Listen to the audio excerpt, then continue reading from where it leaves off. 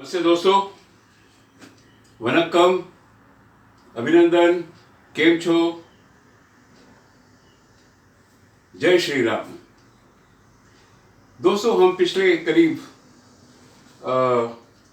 15-20 दिन से हम देखते आ रहे हैं कि 50,000 रुपये हम कैसे कमाएं। अवर आस्किंग इज 50,000 रुपीज मंथली। कैसे कमाना चाहिए हमको 50,000 रुपये। इसके लिए हमने जो वीडियो देखा था 612, 613, शायद 621, फाइन। तो ये 3-4 वीडियो हमने देखे हैं। लेट मी सी कौन कौन से वीडियोस थे। हमने वीडियो देखे थे 612, 613, 621, राइट। ये वीडियोस हमने देखे थे। सवाल ये है कि क्या हम 50,000 रुपये कमाने के लायक हो गए हैं।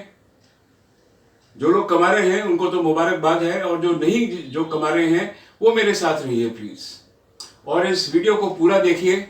मुझे यकीन है कि आपको बहुत फायदा होगा।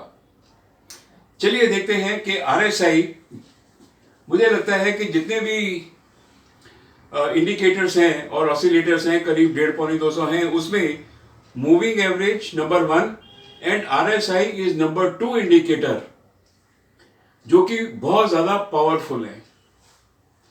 तो इन दोनों को प्लीज जान लीजिए, आपको जिंदगी भर आसानी होगी ये पैसा कमाने के लिए। चलिए देखते हैं कि जो RSI है, इसको बोलते हैं रिलेटिव स्ट्रेंथ इंडेक्स, या इसको बोलते हैं RSI। RSI जो है ये एक मोमेंटम इंडिकेटर है। मोमेंटम का मतलब क्या है? It gives speed and direction और द स्पीड ऑफ चेंज। जो गाड़ी पहले जो थी 15 की स्पीड से चल रही थी, वो गाड़ी जो है एकदम 70-80 की स्पीड पे आ गई। मोमेंटम भी है और स्पीड भी है और डायरेक्शन भी है। बेसिकली इसको हम ये बोलते हैं कि जो इंडिकेटर है, it is a momentum indicator या मोमेंटम ऑसिलेटर। समझ लीजिए, जब ये प्राइस चार्ट है, प्राइस के ऊपर जब कोई भी इंडिकेटर लगता है, जो प्राइस के ऊपर कोई भी अगर हम इंडिकेटर लगाते हैं तो उसको बोलते हैं इंडिकेटर, और नीचे जो लगता है उसको बोलते हैं हम ऑसिलेटर। ऑसिलेटर मतलब प्राइस ऑसिलेट्स। जैसे पेट्रोलियम का घंटा होता है, ऑसिलेट करता है, वैसे ही ऑसिलेट्स बिटवीन 0 and 100। समझ में आ गई? इसको जो बनाने वाला था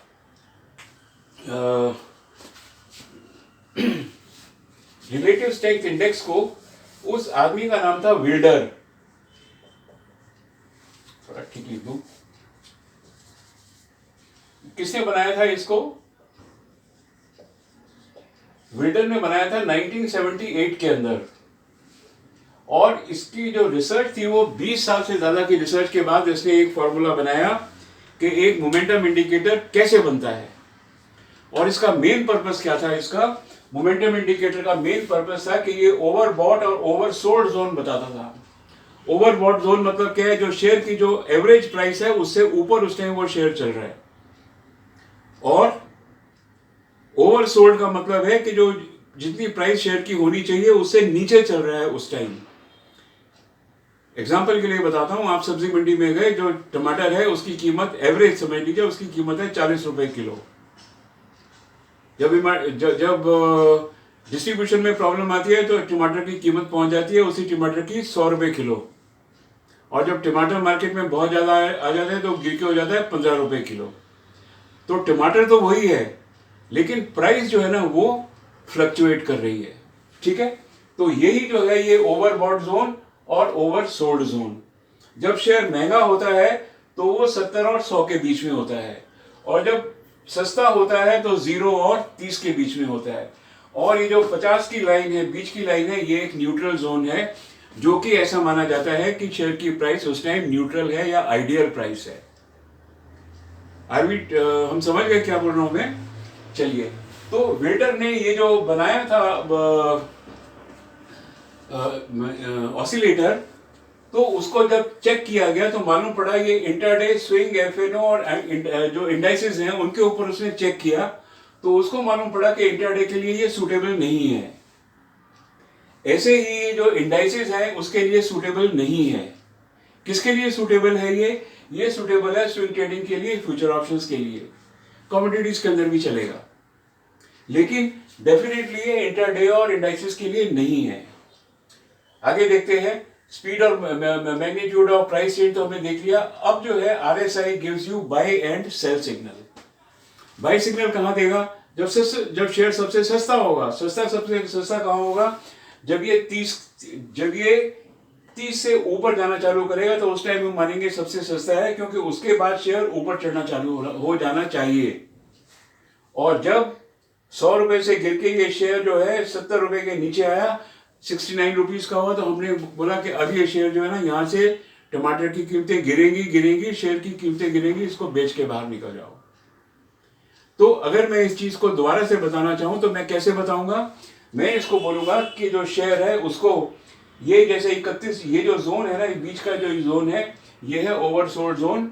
जो प्राइस है वो गिर रही है। जैसे प्राइस एक शेयर की है वो 100 रुपए से गिर के वो 99, 98, 97, 96, 95, 90 पर आ गई है, लेकिन हमने खरीदा नहीं है उसको।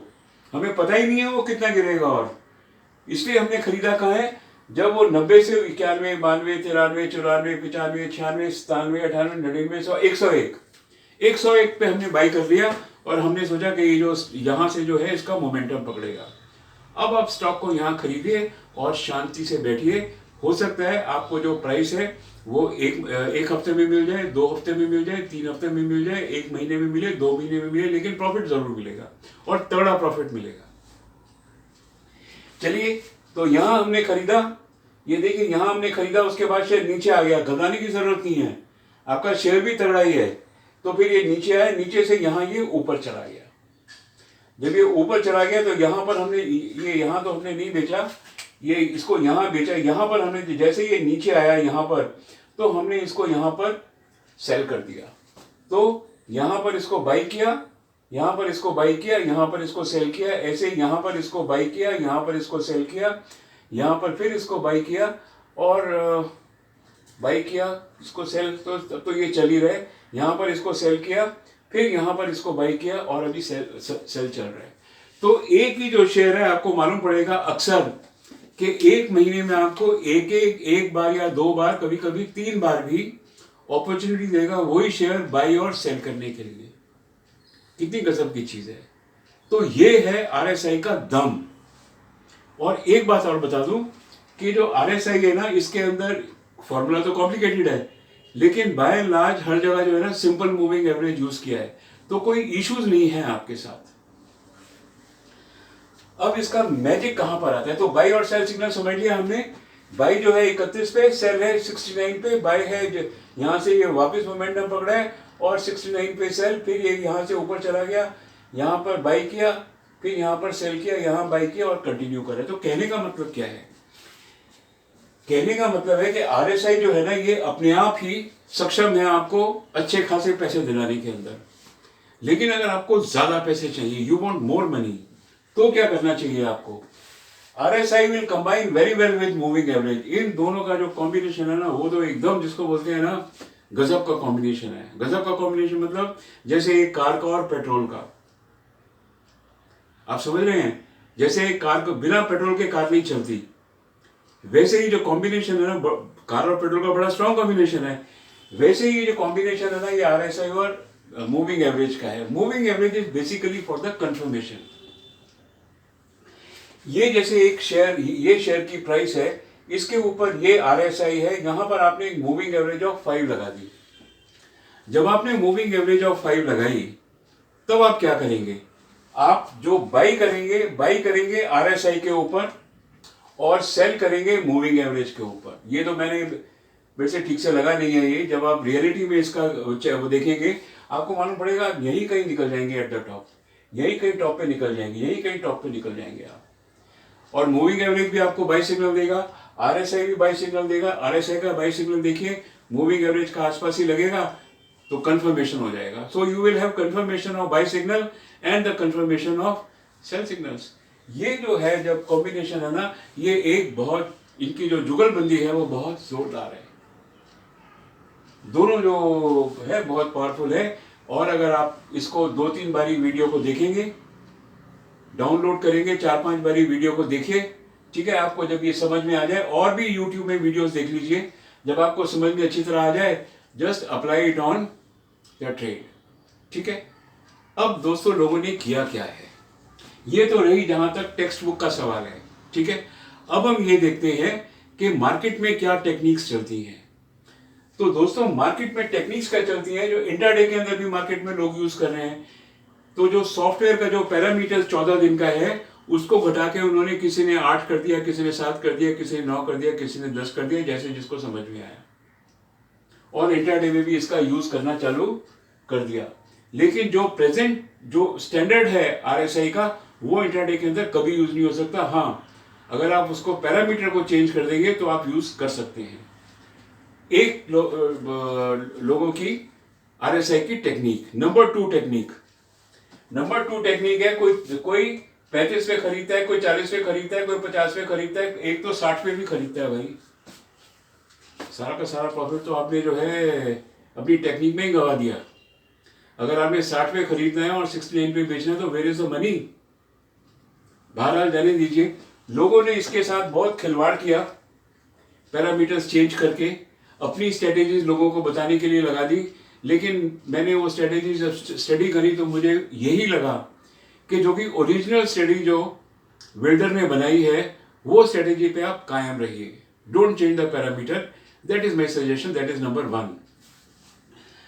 दूसरी चीज है कि इंट्राडे के अंदर बोलिंजर बैंड हमारे पास है ना, इतना ब्यूटीफुल इंडिकेटर है जिसका हिसाब नहीं है, वो बना ही इंट्राडे के लिए है। तो फिर आरएसआई को यूज करने की जरूरत नहीं है। इंट्राडे में आपको यूज करना है तो आप मूविंग एवरेज यूज करिए, बोलिंजर बैंड यूज करिए और आपका काम हो जाएगा। तो आरएसआई से छेड़ करना या नहीं करना ये आपके ऊपर है। जो ओरिजिनल जो टॉक है, जो ओरिजिनल जो बुक में लिखा हुआ है, मैं आपको बताऊं कि उसकी बुक थी एक, उसका नाम बुक का मेरे पास वो बुक थी भी, मैगजीन उसकी थी भी विल्डर की। वो उसने 1978 की वो मैगजीन थी, मैगजीन का नाम मैं थोड़ा सा भूल रहा हूँ उसका भी। तो मैं पहले वो मैगजीन में मंगाता था और उस मैगजीन में बड़ा क्लियरली लिखा हुआ था कि this is not for intraday trading. बाकी आप अगर पैरामीटर्स चेंज करके यूज करना चाहते हैं तो ये आपके ऊपर निर्भर करता है। तो दोस्तों हमने आज क्या सीखा, गजब सीखा।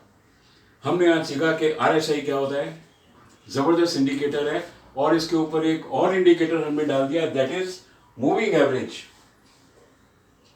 तो ये दोनों जो जुगलबंदी है एकदम कमाल है। आप इसको यूज करिए और मुझे कमेंट करके बताइए कि how did you find the results with the combination, जरूर मुझे बताइएगा।